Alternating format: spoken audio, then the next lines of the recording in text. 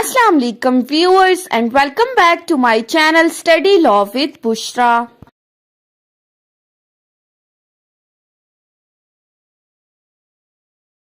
So in today's video we are going to have a brief overview of leading constitutional cases included in Law Gate syllabus.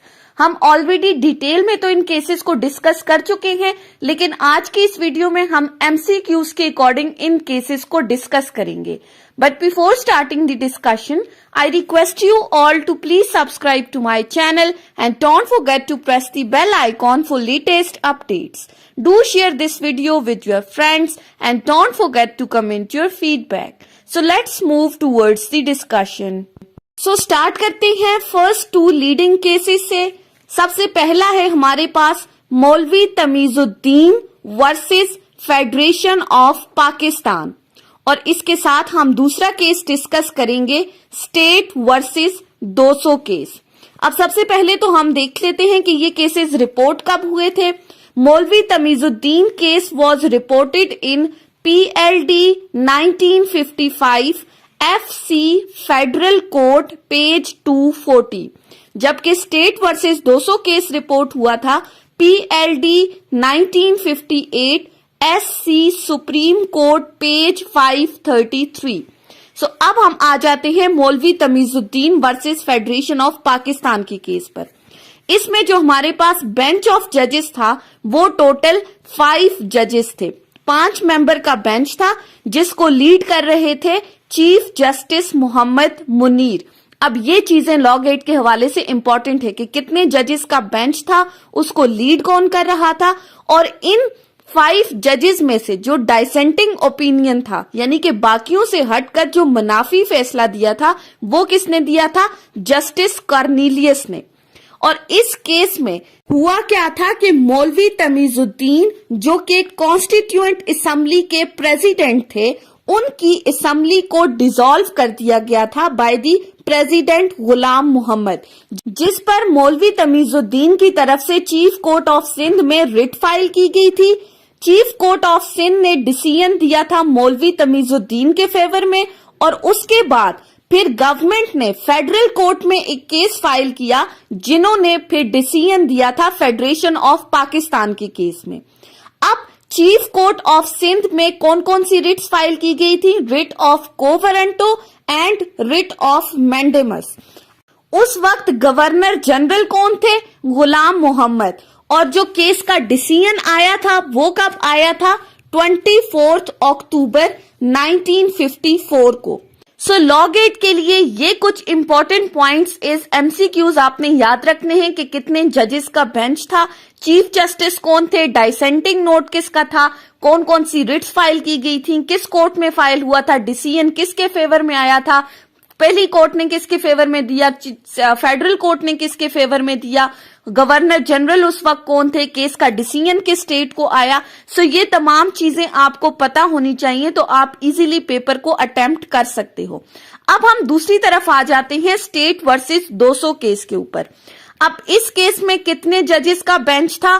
4 member bench था, जिसमें chief justice वही हमारे पास मोहम्मद मुनीर थे. इस case में भी डाइसेंटिंग note दिया गया था जस्टिस कॉर्नेलियस की तरफ से. सो मौलवी तमीजुद्दीन और स्टेट वर्सेस 200 केस में चीफ जस्टिस और डाइसेंटिंग नोट जिस जज की तरफ से दिया गया था वो बिल्कुल सेम है.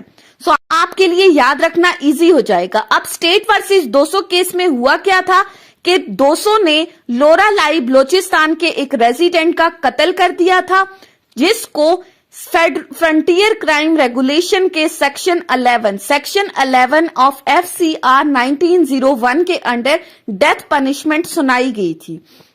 उसके बाद 200 ने अपने इस केस को चैलेंज किया लाहौर हाई कोर्ट के अंदर और कहा कि 1956 का कॉन्स्टिट्यूशन तो इक्वालिटी के बारे में बात करता है, लेकिन FCR के अंदर तो कोई भी इक्वालिटी की बात नहीं है, लिहाजा इसको इनवैलिड डिक्लेयर किया जाए. लाहौर हाई कोर्ट ने इस एफसीआर को इनवैलिड डिक्लेयर किया, जिसके बाद गवर्नमेंट इस मैटर को लेकर गई सुप्रीम कोर्ट में। सुप्रीम कोर्ट ने 2nd वीक ऑफ अक्टूबर में इस केस की हियरिंग फिक्स की, लेकिन उससे पहले 7 अक्टूबर 1958 को मुल्क में मार्शल लॉ इंपोज हो गया और कॉन्स्टिट्यूशन एब्रोगेट हो गया। सो सुप्रीम कोर्ट ने इस मार्शल लॉ को वैलिडेट करते हुए कहा that it is the doctrine of the necessity. So first martial law validate हो गया, कॉन्स्टिट्यूशन की एब्रोगेशन वैलिडेट हो गई और 200 को डेथ पनिशमेंट सुना दी गई। सो इस केस में भी आपने क्या याद रखना है, बेंच ऑफ जजेस, chief justice, dissenting note, FCR 1901 का कौन सा सेक्शन था, लाहौर हाई कोर्ट ने किसके फेवर में डिसीजन दिया था और सुप्रीम कोर्ट ने किसके फेवर में डिसीजन दिया था। अब नेक्स्ट आ जाते हैं हम, नेक्स्ट 2 केसेस हैं Asma Jilani versus government of Punjab and इसके साथ हम डिस्कस कर लेते हैं Begum Nusrat Bhutto versus chief of army staff. अब ये 2 केसेस भी कुछ रेलेवेंट से हैं, सो हम इनको साथ में डिस्कस करते हैं।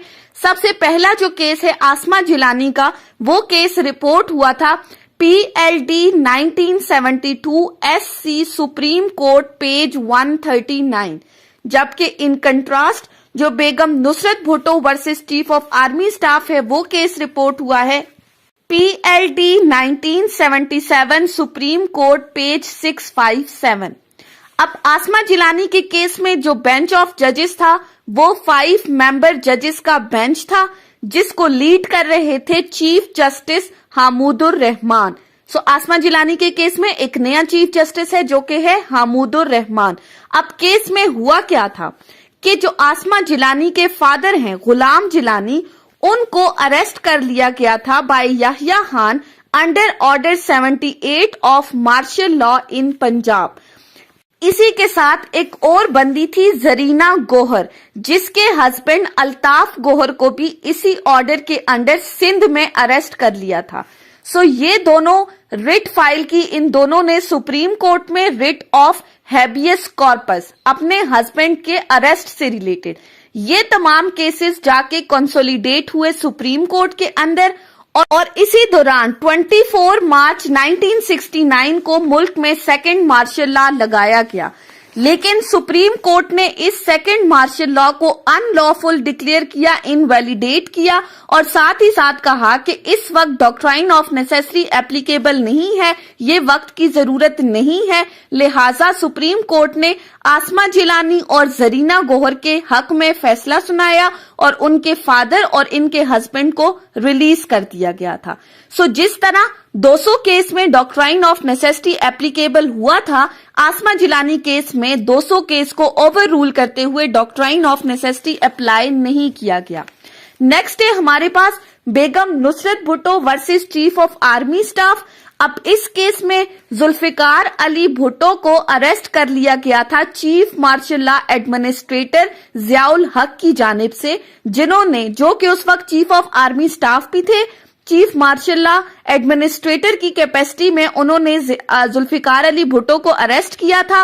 इनके रिलीज के लिए जो रिट फाइल की गई थी वो थी रिट ऑफ हैबियस कॉर्पस और इस केस में जो जजेस का बेंच था वो कितने थे, 9 मेंबर जजेस थे, जिनको लीड कर रहे थे चीफ जस्टिस अनवारुल हक। अब भुट्टो को अरेस्ट क्यों किया था? क्योंकि ये कहा गया था कि उन्होंने इलेक्शंस में धांधली की है। उन्होंने कहा that I am the PM so I want contest election, so उनको अरेस्ट कर लिया गया था। सुप्रीम कोर्ट में जब ये पिटीशन फाइल हुई तो सुप्रीम कोर्ट ने डिटेंशन ऑफ भुट्टो के अगेंस्ट जो है वो फैसला सुनाया। 3rd मार्शल लॉ जो 1977 को लगा था उसको वैलिडेट किया और डॉक्ट्राइन ऑफ नेसेसिटी को इस केस में अप्लाई किया। सो आसमा जिलानी के केस में आपने याद रखना है डॉक्ट्राइन ऑफ नेसेसिटी अप्लाई नहीं हुआ था, जबकि बेगम नुसरत भुट्टो के केस में मार्शल लॉ को वैलिडेट करते हुए डॉक्ट्राइन ऑफ नेसेसिटी अप्लाई किया गया। अब उस केस में 5 जजेस का बेंच था, इस केस में 9 जजेस का बेंच था। दोनों केसेस में जो रिट फाइल हुई थी वो रिट ऑफ हैबियस कॉर्पस थी। आसमा जिलानी के केस में 2nd मार्शल लॉ को इनवैलिडेट किया, जबकि बेगम नुसरत भुट्टो के केस में 3rd मार्शल लॉ को वैलिडेट करते हुए डॉक्ट्राइन ऑफ नेसेसिटी अप्लाई किया गया। सो ये 4 केसेस हो गए। उसके बाद हम नेक्स्ट केसेस की तरफ आ जाते हैं। नेक्स्ट है Nawaz Sharif versus president of Pakistan. हम ऑलरेडी इन केसेस की डिटेल डिस्कस कर चुके हैं। मैं साथ साथ लिंक ऐड करती जा रही हूं, आप चाहें तो आप डिटेल में भी इन केसेस को स्टडी कर सकते हैं। और इसके साथ हम देख लेते हैं जफर अली शाह वर्सेस परवेज मुशर्रफ। अब नवाज शरीफ का जो केस रिपोर्ट हुआ था वो PLD 1993 सुप्रीम कोर्ट पेज 473, जबकि इसके साथ जो जफर अली शाह वर्सेस परवेज मुशर्रफ था वो केस रिपोर्ट हुआ था PLD 2000 सुप्रीम कोर्ट पेज 869। अब नवाज शरीफ के केस में क्या हुआ था कि 1993 में नवाज शरीफ उस वक्त मुल्क के प्राइम मिनिस्टर थे, जबकि प्रेसिडेंट थे गुलाम इसहाक खान। गुलाम इसहाक खान की जानिब से नवाज शरीफ की गवर्नमेंट को अंडर आर्टिकल 58(2) भी डिसमिस कर दिया गया था। उनको प्राइम मिनिस्टर के ओहदे से हटा दिया गया था, असेंबलीज को डिसॉल्व कर लिया गया था। नवाज शरीफ अपनी इस डिसमिसल के रिजल्ट में रिट पिटीशन फाइल की अंडर आर्टिकल 184 सब क्लॉज 3। अब प्रेसिडेंट ने इनकी गवर्नमेंट को डिसमिस क्यों किया था? क्योंकि इन्होंने उनसे कहा था कि आपने मेरे अकॉर्डिंग कुछ मिनिस्टर से इस्तीफा लेना है, लेकिन नवाज शरीफ ने 17 अप्रैल 1993 की अपनी स्पीच में कहा कि मैं किसी से डिक्टेशन लेकर कोई भी फैसला नहीं करूंगा। सो इनकी गवर्नमेंट को डिसमिस कर दिया गया। 11 मेंबर जजेस का बेंच था सुप्रीम कोर्ट के अंदर, जिन्होंने इस केस की हियरिंग सुनी, जिसको लीड कर रहे थे chief justice Nasim Hasan Shah. Supreme court ने इस पिटीशन का जो डिसीजन सुनाया, उन्होंने प्रेसिडेंट की आर्टिकल 58(2)B के एक्ट को अनकॉन्स्टिट्यूशनल और इलीगल डिक्लेयर किया और ऑर्डर दिया कि नवाज शरीफ की गवर्नमेंट को रिस्टोर किया जाए, असेंबलियां बहाल की जाएं। अब इस केस में 10 जजेस ने मेजॉरिटी डिसीजन दिया था, जबकि एक जज जस्टिस सजाद अली शाह ने डाइसेंटिंग ओपिनियन दिया था, यानी कि वो इस मेजॉरिटी फैसले से मुत्तफिक नहीं थे। अब इसके कंट्रास्ट में आ जाते हैं जफर अली शाह वर्सेस परवेज मुशर्रफ, जिनमें हमारे पास जो बेंच ऑफ जजेस था वो 11 मेंबर का जो है वो बेंच था, जिसको लीड कर रहे थे चीफ जस्टिस इरशाद हसन खान। अब ये जो केस था ये डिसाइड हुआ था 12 मार्च 2000 को। अब इस केस में हुआ क्या था कि कारगिल वार के बाद प्राइम मिनिस्टर नवाज शरीफ और परवेज मुशर्रफ के ताल्लुकात आपस में कशीदा हो गए थे। नवाज शरीफ ने श्रीलंका के दौरे के बाद परवेज मुशर्रफ के जहाज को लैंड करने से रोक दिया गया था, जिसके बाद आर्मी ने इन रिजल्ट रिएक्ट किया, टेक ओवर कर लिया। परवेज मुशर्रफ ने PCO जारी किया, प्रोक्लेमेशन ऑफ इमरजेंसी ऑर्डर, अपनी चीफ एग्जीक्यूटिव की कैपेसिटी में। उन्होंने कुछ एक्स्ट्रा कॉन्स्टिट्यूशनल स्टेप्स लेते हुए असेंबलीज को डिसॉल्व किया और मुल्क में मार्शल लॉ इम्पोज कर दिया, जिसके रिजल्ट में जफर अली शाह ने सुप्रीम कोर्ट में अंडर आर्टिकल 184(3) एक पिटीशन फाइल की, जिनकी पिटीशन के ऊपर रिस्पॉन्स देते हुए सुप्रीम कोर्ट ने कहा कि ये मार्शल लॉ लगाना उस वक्त की जरूरत थी। सो उन्होंने मार्शल लॉ को वैलिडेट किया और साथ ही परवेज मुशर्रफ को 3 साल का टाइम दिया कि वो 3 साल के अंदर मुल्क की मईशत को बहाल करें, कंट्री के जो हालात खराब हैं उनको इम्प्रूव करें। ये केस भी हम डिटेल में डिस्कस कर चुके हैं। उसके बाद आ जाते हैं लास्ट 2 केसेस के ऊपर, जो कि है Asfandyar Wali Khan versus federation of Pakistan, और इसके साथ हम देख लेते हैं अल Jihad trust case, Al Jihad trust versus federation of Pakistan. Asfandyar Wali Khan versus federation of Pakistan जो केस रिपोर्ट हुआ था वो था PLD 2000 सुप्रीम कोर्ट पेज 607, जबकि इसके कंट्रास्ट में जो अल जिहाद ट्रस्ट केस है वो रिपोर्ट हुआ था PLD 1996 सुप्रीम कोर्ट पेज 324। अब असफनयार वली खान के केस में क्या हुआ था कि नैब ऑर्डिनेंस को चैलेंज किया गया था। अब इसमें जो बेंच ऑफ जजेस था वो टोटल 17 जजेस का बेंच था, जिनको लीड कर रहे थे चीफ जस्टिस इरशाद हसन खान। अब इरशाद हसन खान जफर अली शाह के केस में भी थे और असफनयार वली खान के केस में भी चीफ जस्टिस थे। अब ये जो केस डिसाइड हुआ था 24 अप्रैल 2001। اب اس کیس میں اسفندیار ولی خان اور بہت سارے اور لوگوں نے پیٹیشنز فائل کی تھی انڈر آرٹیکل 184 سب کلاس 3 کہ انہوں نے کہا تھا کہ نیب آرڈیننس میں کچھ ایسے گراؤنڈز ہیں جو کانسٹیٹیوشن کے اگینسٹ ہیں، کانسٹیٹیوشن 1973 کو کنٹراڈکٹ کر رہے ہیں، لہٰذا اس کو نل اینڈ وائڈ ڈکلیئر کیا جائے۔ لیکن سپریم کورٹ نے ان تمام گراؤنڈز کا رپلائی دیتے ہوئے نیب آرڈیننس کو ویلیڈیٹ کر دیا اور یہ کیس ڈیسائیڈ ہوا تھا نیب آرڈیننس کے فیور میں اور اسفندیار ولی خان کے اگینسٹ ڈیسائیڈ ہوا تھا۔ اب وہ کن گراؤنڈز پہ سپریم کورٹ نے ڈیسیژن دیا تھا وہ ہم ڈیٹیل میں آلریڈی ڈسکس کر چکے ہیں۔ نیکسٹ ہے Aljihad trust case. Aljihad trust case is basically related to the appointment of the ججز۔ اب اس کیس میں جو پیٹیشن فائل کی گئی تھی وہ اس لیے فائل کی گئی تھی کہ جو پریزیڈنٹ ہے ان کو چیف جسٹس آف پاکستان نے اپوائنٹمنٹ سے ریلیٹڈ ایک نامینیشن بھیجا تھا جب لاہور ہائی کورٹ میں ایک سیٹ ویکنٹ تھی۔ پریزیڈنٹ نے اس نامینیشن کو ریجیکٹ کر لیا تھا، جس کے بعد ایک پیٹیشن فائل کی گئی تھی انڈر آرٹیکل 184 سب کلاس 3 جس کو 4 ممبر ججز کا ایک بینچ تھا جنہوں نے اس کیس کو سنا تھا، جس کو لیڈ کر رہے تھے چیف جسٹس پیر سجاد علی شاہ۔